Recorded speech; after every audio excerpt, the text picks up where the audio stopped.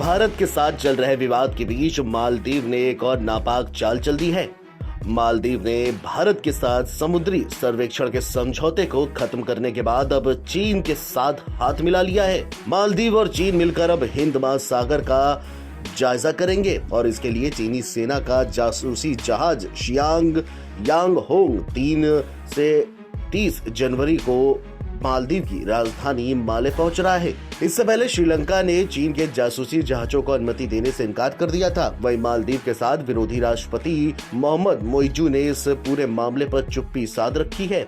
इस बीच लक्षद्वीप विवाद के ठीक बाद अब चीन के राष्ट्रपति शी जिनपिंग की कम्युनिस्ट पार्टी की अंतर्राष्ट्रीय विभाग की उपमंत्री सुन हयान माले पहुंची हैं और मोइजू के साथ उनकी मुलाकात हुई। माना तो ये जा रहा है कि सुनहयान के इस दौरे के जरिए चीन ने मालदीव को समर्थन और भारत को संदेश देने की कोशिश की है।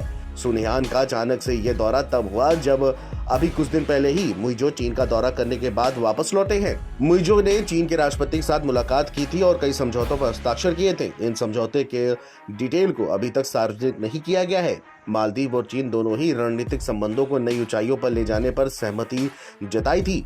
चीन के साथ ये नजदीकी ऐसे समय पर बढ़ी है जब मालदीव ने भारत को अपने सैनिकों को हटाने के लिए 15 मार्च तक का अल्टीमेटम दिया है।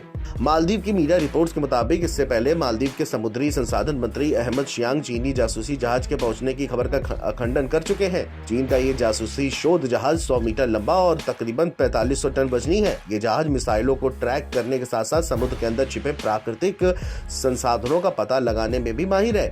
जानकारों का ये कहना है कि इस जासूसी जहाज के जरिए चीन सबमरीन के लिए रास्ता तैयार कर रहा है और आने वाले दौर में चीन की पनडुब्बियां हिंद महासागर में गश्त करने के लिए और भी ज्यादा तेज हो जाएंगी। माना तो ये जा रहा है कि चीन मालदीव के साथ मिलकर लक्षद्वीप के पास सर्वे की तैयारी कर रहा है।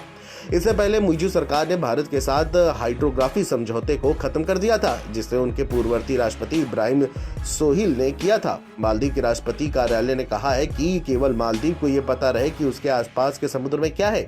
उनका इशारा भारत को जानकारी नहीं देने का था। भारत ने चीनी जासूसी जहाजों के पड़ोस में आने का बड़ा विरोध किया है। इससे पहले श्रीलंका ने चीन के जासूसी जहाजों को अपने यहाँ आने पर रोक लगा दी थी। श्रीलंका चीन के कर्ज के तले दबा हुआ है। कर्ज नहीं चुका पाने की वजह से श्रीलंका को अपना हबन टोटा पोर्ट चीन को देना पड़ा था। अमेरिका का अनुमान है कि साल 2019 के बाद अब तक 48 चीनी जासूसी जहाज वैज्ञानिक शोध के नाम पर हिंद महासागर में आ चुके हैं। अमेरिका ने भी चीन के जहाजों का कड़ा विरोध किया है। NBT online.